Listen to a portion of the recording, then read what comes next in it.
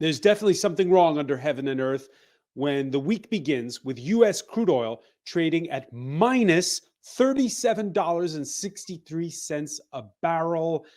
Hello, everyone. I'm Francois Picard. Welcome to the France 24 debate.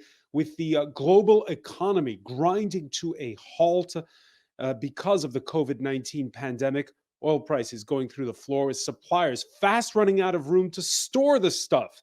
That's terrible news for oil producers the world over, particularly in countries which rely on hydrocarbon handouts to keep regimes afloat. But if you're dreaming of free fill-ups, don't hold your breath. It might not be such great news either for cash-strapped consumers. For one, much of the price at the pump is tax, and it will only fall so much. Also, what if oil shoots back up again just as suddenly? How much of a disruption would that be? If that happens, what of Emmanuel Macron, the French president's prediction last week that after this crisis, people will no longer accept breathing smog-filled air? What will it take to turn this crisis into an opportunity to speed up a successful and orderly energy transition away from fossil fuels? Today in the France 24 debate, we're looking at the collapse of oil prices, and with us to talk about it from Hastings in Southeast England, John Marks of Risk Consultants, the chair of Cross-Border Information. Thank you for being with us. Well, thank you. Always a pleasure, and most interesting to do it again during a period of plunging oil prices. Plunging oil prices. We'll ask you how confinement is going in England shortly. We'll also ask Paula Rodriguez Maciu, who's on the other side of the French capital, senior oil analyst for Rystad Energy. How are you? Yeah, great. Pleasure to be here with you today. And from Washington, Anna Borchevskaya, the senior fellow at the Washington Institute for Near East Policy. Thank you so much for joining us. It's a pleasure to be here. Thanks for having me. All right, we've been looking at the price of oil plunging. The price of West Texas crude, no longer in negative territory, by the way. It's still flirting with record lows. Earlier this Wednesday, it was just above $11 a barrel. Claire Rush has more. With much of the world under stay-at-home orders because of the coronavirus, demand for oil has dried up. Now, storage facilities are almost filled to the brim. There are concerns the world could run out of places to store the excess supply. Those worries plunging the benchmark for U.S. oil, West Texas Intermediate. Earlier this month, OPEC+, a group that includes OPEC members and others such as Russia and Mexico, agreed to cut output by almost 10 million barrels per day, or about 10%, for the next 2 months. It's the largest cut ever agreed to, but some say it isn't enough. One analyst saying it hasn't taken long for the market to recognize that the OPEC+ deal will not, in its present form, be enough to balance oil markets. There is mounting concern the U.S. will actually run out of storage capacity. Buyers in Texas have offered as little as $2 a barrel for some oil streams, raising the possibility of negative prices, with producers paying to have crude taken off their hands. Paula, can you just explain this for us again? Why are oil prices so low? Yeah, well, starting with, on Monday, as you say before, WTI prices went negative because the WTI contract for May actually was expiring just on Tuesday. So the thing is that despite the fact that we knew for quite a long time now that the demand has fallen by an unprecedented level, the market participants were surprisingly slow to react to this new normal, let's call it, react to the new normal.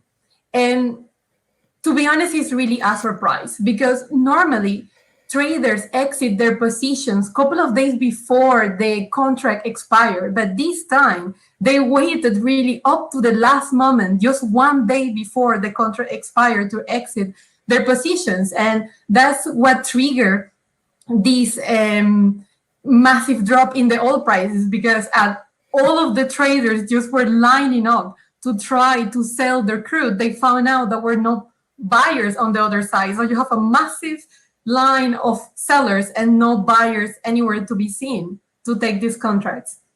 And just a practical question for you.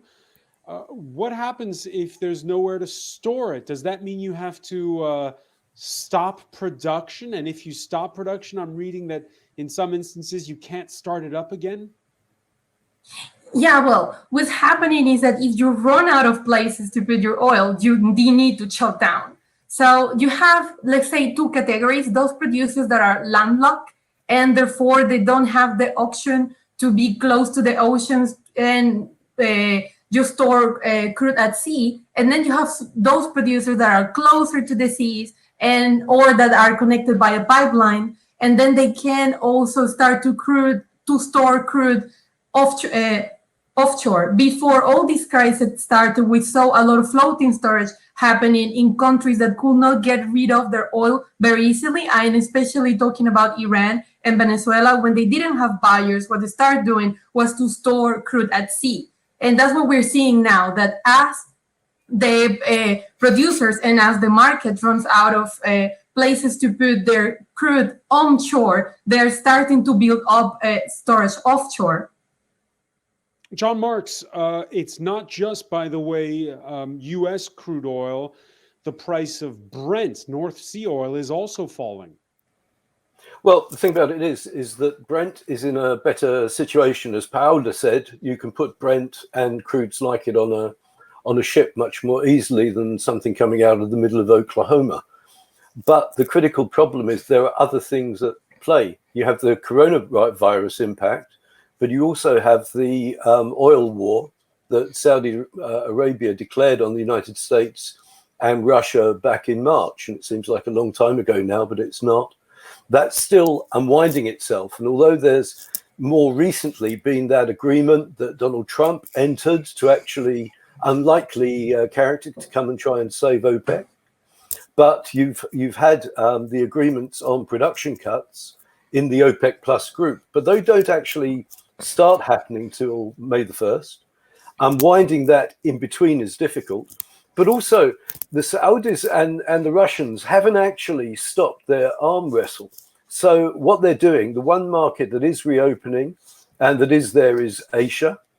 And you can see that the prices that the Saudis are offering and the Russians are going to have to reply to are extremely discounted.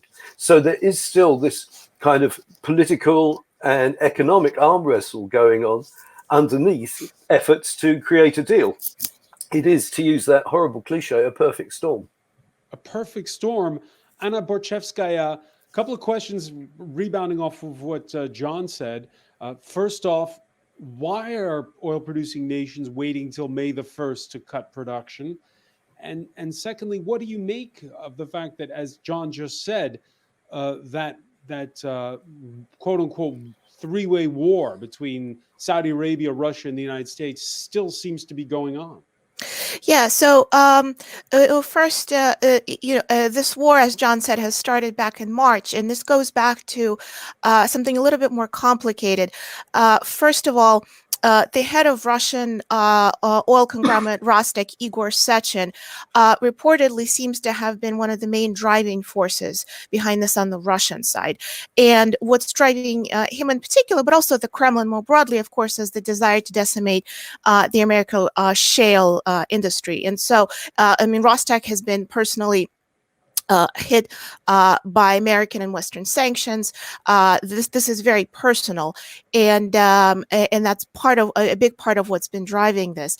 Of course, what happened specifically now with the oil price drop has affected, in particularly, American oil prices.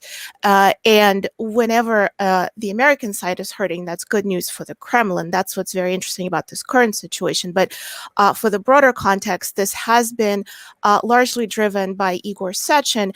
And what that shows is this, again, Russian personal power politics and how they hurt. In this case, they've actually, frankly, hurt even the Kremlin itself. And this is a game of chicken, and it's hard to see where it's headed because there's lots of other factors in play. And as John said, the pandemic, the coronavirus is also impacting everybody, including Russia. And it's hard to see how it's not going to test the Putin regime.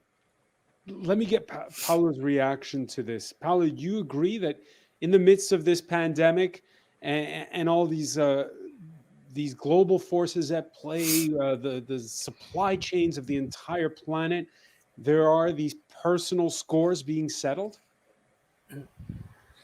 Yeah, well, I particularly think that the Russians' reaction back in March were not solely motivated by the desire to decimate the US shale industry. If we go back and analyze the context of this agreement, we will realize that actually Saudi Arabia have basically cornered Russia. They have agreed beforehand and negotiated beforehand what was the deal going to look like, and only then they say, and by the way, this is conditional. If Russia doesn't join, then we don't cut. Then they basically corner Russia.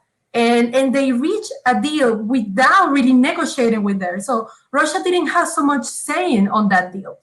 Second, back in March, we didn't have the clear and overall picture of how much the demand was going to drop. We still don't have it today. We don't know how much the COVID-19 is going to impact the overall demand for 2020.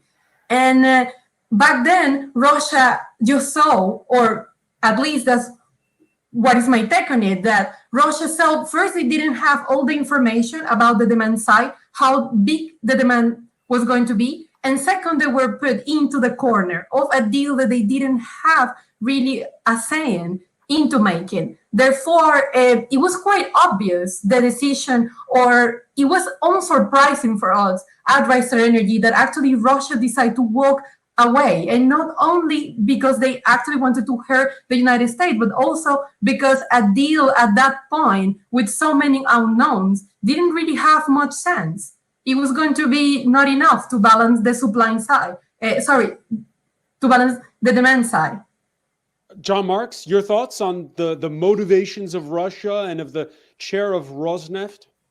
I think on the Russian side and the more general side, that when the histories of COVID-19 are written, the serious shortfall in global leadership is going to be understood, and you're going to see particularly leaderships that there are failures in democratic leaderships, there are failures in autocratic leaderships. It's rather amazing if you look at the other side, Saudi Arabia, for example, that the person who's led in destabilizing the oil prices so much over the past 6 weeks, undoubtedly the impetuosity of Crown Prince Mohammed bin Salman, which we've seen many times before, and ironically, of course, because of the international timetable, is the man in the chair at the G20. This is a problem. The Russians had their interests. I think that once the fight started, I don't think anyone stood around and was listening to the expert advice, as they say, in a lot of the press conferences, and they actually just went for it, and a fight happened. But they chose the absolutely worst moment to do so. They hadn't understood COVID. They weren't looking at it. They hadn't even all booked probably their own private islands to go to already, so that they could be isolated from it. And they started a conflict at exactly the same time that economic forces were underway that I think wiser analytical minds might turn around. John, that's hindsight. You're saying that the de-escalation is still going on.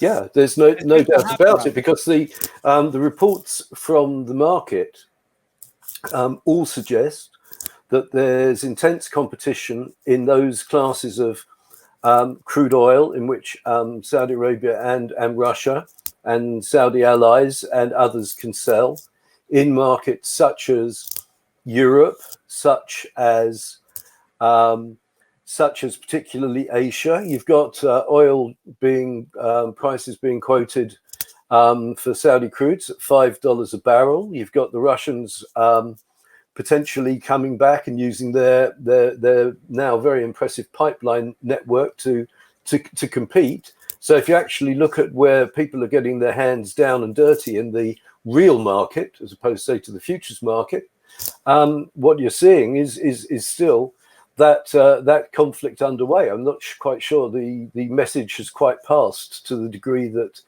many of the people, including many of the oil producers whose economies are absolutely tanking now, have been able to understand. Anna Borchevskaya, let me read to you a tweet by the US President Donald Trump on Tuesday. He said, "We will never let the great US oil and gas industry down. I've instructed the Secretary of Energy and Secretary of Treasury to formulate a plan which will make funds available so that these very important companies and jobs will be secured long into the future." Will he make good on that? Well, it's really hard to tell. Look, to be perfectly frank, anything that comes from Trump, especially when it comes to his tweet, I think we have to take with a grain of salt because we then have to watch and see how events unfold. I think the reality has been that historically, again, looking backwards, Trump will also say one thing, but then something else would happen. That's that's a simple that's a simple story here. And but on the issue of what happens to the shale oil and gas industry in the U.S., has he is it now going to be in tatters, or if we have, as some say, a binge of consumerism once this crisis passes, will this all be just a parenthesis and forgotten? I think, I certainly think the desire to preserve the industries is absolutely genuine, and we actually saw right before this current drop, the previous Trump, in fact, actually played an important role in the OPEC deal just days ago. It was a very brief moment that showed that the United States still had some leverage, and actually, Trump played an important part here. But I think there's so many unknowns here.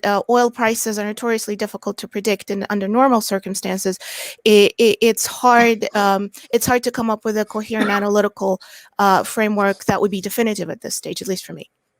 Paula Rodriguez Massieu, oil prices being notoriously difficult to predict is true.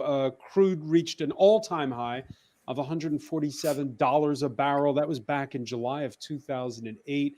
At the time, there were Wall Street banks talking of $200 a barrel oil. And if we take a graph that adjusts the price for inflation over time since World War II, well, price of crude goes all over the shop. In this case, in the face of a COVID pandemic, what are the folks at Restart Energy thinking? Yeah, basically at Restart Energy, we believe that $100 per barrel level is nowhere to be seen in the near future. And when you take into account even the 10 million barrels per day supply cut that OPEC Plus has reached, even when you take that into account, that's not enough to balance the almost 30 million barrels per day demand loss that we have in April 2020 due to the COVID-19. So basically, the latest agreement that OPEC Plus have reached is a sad story of too little, too late. And oil prices are going to take a really long time to recover, even though we are facing the possibility or the imminent possibility of a lot of production shutdowns during 21 and during 2020. The market is still going to be oversupply because we're building so much storage that is going to take us a while to get rid of.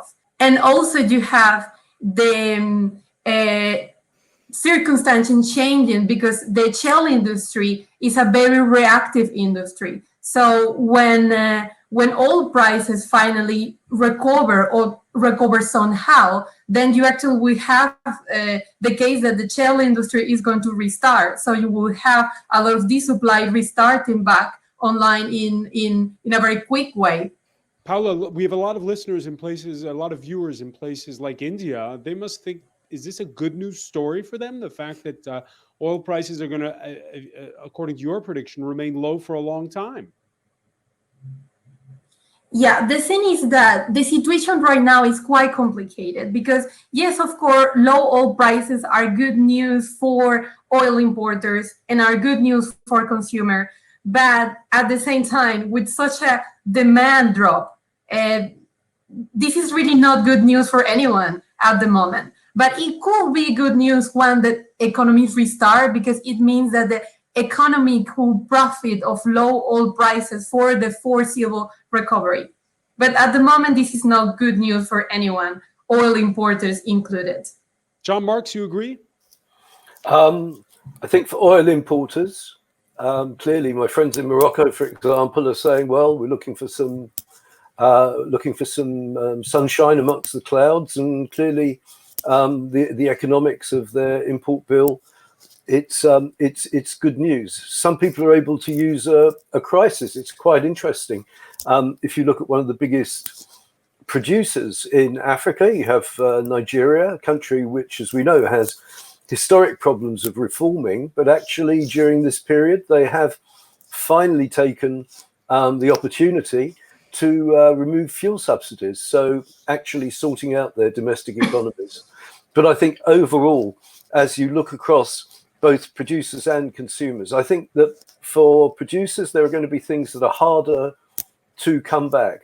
I hear what Paul is saying about the shale oil being able to turn itself off and come back on, but I'm not sure this time round, this crisis time round, the money's going to be there as it has been in the past. And if you look at a lot of, say, the African oil producers, they've got deep offshore projects. I think more and more we're going to see demand lower. We have also, of course, we haven't mentioned the carbon transition yet, but you're going to see more. We're going to see more stranded assets.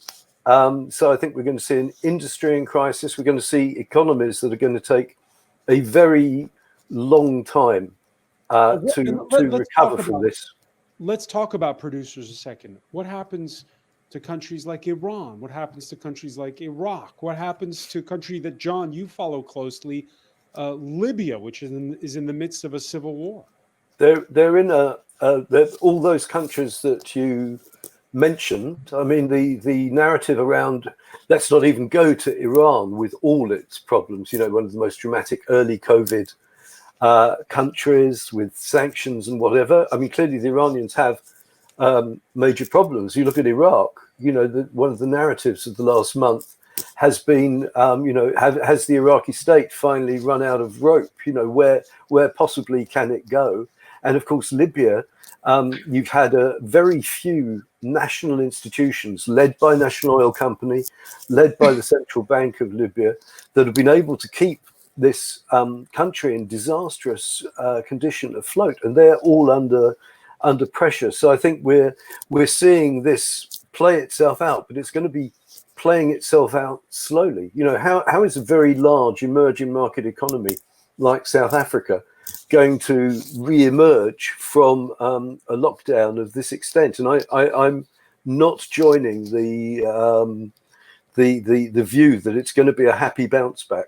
I think that there's already a lot of direct and collateral damage, and unwinding that is going to be very serious. Of course, there'll be upsides, and of course, there are places that will have a good crisis and make the most of it. But I think overall, this is a very unusual and not unique, because you can look at things like the First World War, but it's a very unusual circumstance, which I fear many countries, both of the most developed economies and certainly the least developed ones, aren't going to emerge from with any great ease.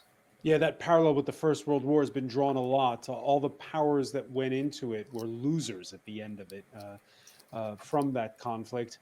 Anna Borchevskaya, a word about Russia again, because we talked about Libya a moment ago. There are Russian mercenaries there in one side of the conflict. What happens to all the places where oil-producing Russia has its proxies, like Syria, like Libya? Well, Russia's interests in this region are going to remain. The Kremlin's interests in this region are certainly going to remain, and we certainly don't see the Kremlin pulling back from these interests at the moment.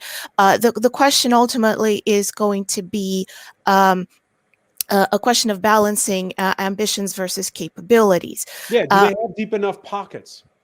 Right, and at this stage, what I've seen is Russia has been revising how far their reserves are going to carry them. Right, it's hard to see how this crisis is not going to impact Russia. So, but at least in the short term, I haven't seen major changes, specifically when it comes to what they're doing in the Middle East. If anything, when it comes to Syria in particular, for instance, I saw that in the beginning of the pandemic, as it was developing, Russia had delivered some very limited, what seemed like medical aid to Syria. And again, like Russian medical aid is never humanitarian. No Russian aid is humanitarian. It's always about political or other strings attached. So I think that in and of itself shows that the interest and a certain degree of resources remained. What I think this crisis has also shown, in particular with the falling oil prices, is that overall Russia's capabilities are limited, and that from a political standpoint, it particularly has hurt Russia's standing in the Middle East, its perception, because Russia has cultivated the status of a great power. Where this is going to go long term, again, is hard to predict. And as John said, I think everybody's a loser here to one extent or another, but Russian interest in this region will absolutely remain. John Marks? Yeah, I mean, I would agree. As you say, everyone's a loser. There's been a lot of talk that among the potential dividends, that there could be this kind of universal ceasefire, and clearly there are plenty of opportunities for it. I mean, Syria, we haven't heard much, at least I haven't in the last few weeks about Idlib, which was looking like a terrible situation. In Libya, the fighting goes on. So we've actually seen Field Marshal Haftar and his siege of Tripoli not going as well as they would have thought. But these are all conflicts that are underway. In Algeria, very quietly, while things have been going on, the new leadership's been rounding up some of the generals from other clans and factions, and the protest moving out newspapers as well. Yeah, well, indeed. So in a lot of places, people are carrying on with business as usual in the way that they go. But none of this is benign. And I think, as Anna made that very good point, that, you see a lot of this aid and is not humanitarian assistance. It's political. And in fact, if I could make one little COVID-related plea from the chair, it would be for companies to stop sending press releases telling me how wonderful they're handing out a few masks is, and just go and do it without having to want us all to write a note about it in the newspaper. All right, yeah, nothing is free. Exactly. And then there's the country that sits potentially on the world's second largest oil reserves, and we're talking about your native Venezuela, Paula Rodriguez Massieu. We've written off Nicolas Maduro a lot in the past. How's he going to weather this time around if the oil price stays this low? Yeah, for Venezuela, oil prices definitely mean trouble, especially for both the government and for the population. But what we can see is that oil prices may actually finally lead to some political change, or at least some compromise in Venezuela, because basically the government is running out of money to buy support with. And when you run out of money to buy support, that's when actually you are forced to sit at the table and to negotiate with the other party. But perhaps one of the most important factors about this is not really what's happening in Venezuela alone, but it's also what's happening with the Venezuelan supporters. And I especially thinking about Russia, because as Russia is squeezed by lower oil prices, they might have to reconsider their position in Venezuela, not to completely give in on their support, but to reconsider and to make some concessions about what is happening there. We already have seen this with the retrieve of Rosneft, and actually with the exit of Rosneft from the country and selling some assets to the Russian government. And we are likely to see this going forward, because right now, Russia might actually have to negotiate with the United States what is going to be their stand in Venezuela if they want some sanctions to be removed from the oil industry. As of today, the Russian oil and gas industry, are subjected to a lot of sanctions from the United States.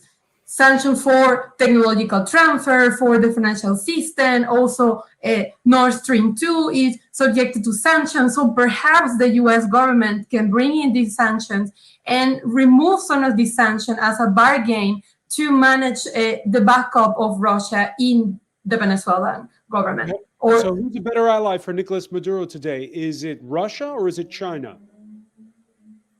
The better ally for Nicolas Maduro today is Russia. We have seen that Russia have been very vocal on their position of support towards Nicolas Maduro, and that China has actually backed up. And although they still recognize Nicolas Maduro, they could be seen more as a neutral partner at the moment, not really supporting Maduro on the way that Russia is doing it, but not condemning the Nicolas Maduro government on the same way that several European other nations or that the United States. All right, let me run this by Anna Borchevskaya. So basically, you have this grand game of chess that brings in the sanctions that are taking place over what's going on in Ukraine and et cetera. And Venezuela and its oil production becomes part of that grand bargain. You agree?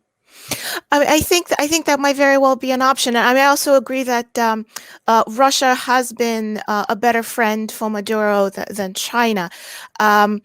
Again, it's so hard to make predictions in a situation like this. But overall, I agree. You heard John Marks earlier talk about how some nations, like Nigeria, have taken advantage of lowering oil prices to wean themselves off fuel subsidies and have perhaps turned this into an opportunity.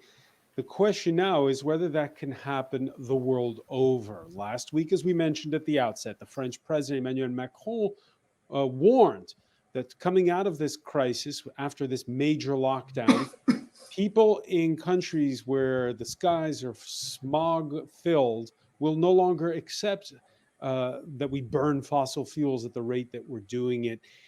Can this energy transition happen in an orderly fashion as perhaps a bright spot coming out of this crisis, John Marks? Well, before the crisis, the energy transition was underway. So, in fact, where we were talking about the oil price and its effect on oil companies and producers, that was already something that was happening. I think that the fact that we've all got blue skies. I live on one of the main airline routes over the south of England, which is one of the busiest in the world. And all of a sudden, we're all wondering, look at this blue sky. So I think it will give it an impetus. But I think it will also, we'll have to look at, say, it will continue at the pace that it's going. I mean, at the moment, unless there's a major change of heart by governments and institutions everywhere, one of the lessons, sadly, to return to is the lack of global leadership over COVID. I mean, President Macron, it has to be said, is one of the few leaders worldwide that's actually tried to put it into a wider global context and talked about he said that citizens won't accept it anymore if political leaders can ignore the fact that there are those blue skies you're talking about. That's possible. But I'm wondering, looking around in a wealthy country and a wealthy place like the south of England, how many people are not looking to go on their package holidays after this is all over. So I think it will add to that. I think people will have seen what can be done. But on the other hand, you're going to turn around. I mean, you've mentioned India, China. Are they not going to be turning back on smokestack industries? I mean, we have a president of the United States that would probably love to unlock his country before it's at all safe, so that he can show his voters in the smokestack states that, yes, pollution's not a great thing, but we've got to continue because that's the way it's always been done. So I think there will be changes. Things will accelerate. I think over the last couple of years, certainly looking at from our work on the African renewables industries, that has accelerated to a degree I think people weren't looking at before. But the actual speedy, it's really, let's go to the 2030 scenarios rather than the 2040 or 2050 scenarios for carbon transition. Again, I'd take a cautious view. I think we've learnt some good lessons, and some of those may even stay learnt. But it's still a transition, not a rupture. This Wednesday is Earth Day, and the Swedish teenage actress Greta Thunberg retweeting an article from The Guardian. Milan is to introduce one of Europe's most ambitious schemes, reallocating street space from cars to cycling and walking in response to the coronavirus. Once the lockdown is finished, Paula Rodriguez, your thoughts on whether this will accelerate that energy transition that we're talking about, or Yeah. bring it back to the price of oil. I'm haunted by what Barack Obama said when he was still U.S. president, that the only way you're going to really reduce carbon emissions in the United States is when you have $4 a gallon gasoline at the tank. Yeah. Back in February 2020, that now feels decades ago, I remember saying to our clients in the International Petroleum Week that the energy transition was not any longer a matter of if, but actually when.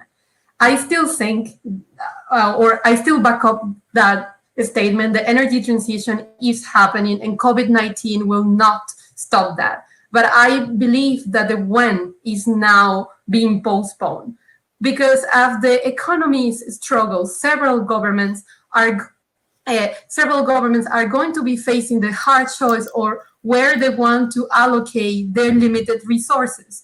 And for some countries, that choice is going to be very clear.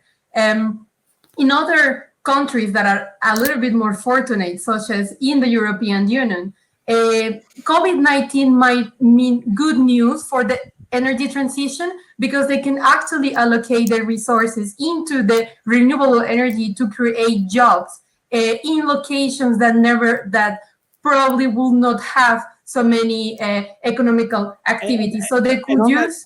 On that score, Paula, on Tuesday we had the discussion, about those Corona bonds, whether you mutualize debt in the European Union. One of our panelists was saying this is the perfect time for a carbon tax inside the EU. What are your thoughts on that? Yeah, definitely. Several governments, especially in the European Union, they could use this as an opportunity to boost, as they actually need. They will need to boost spending if they really want to get the economy back up, and then they could use some of this spending and redirect it towards the green energy. But the problem is that also that's on the one side, but on the other side, we have to live with a new reality, which means that now we might face the decision that when we want to go outside, we might not actually be willing to use public transportation, but get into our particular vehicles. And this might actually lead to an increase in oil consumption. Because before this, we were all talking about more car sharing, carpool, using more public transportation. But as we got into the post-COVID-19 era, it means that a lot of people are going to be less willing to actually use public transportation. And this is what we're seeing in China. In China, as the economy slowly recovers, we are seeing that a lot of people are actually opting out using public transportation and driving more. Anna Borchevskaya, your thoughts? Well, I think the point Paula made about people being nervous about using transportation is quite valid, and I also agree with what John said. It's hard to see how people in industrial nations are going to want to give up their vacation packages and so forth. But more to the point, it also will come down to jobs, to the economy, and so I think, as John said earlier, in response to your question, will it about what French President Macron had said?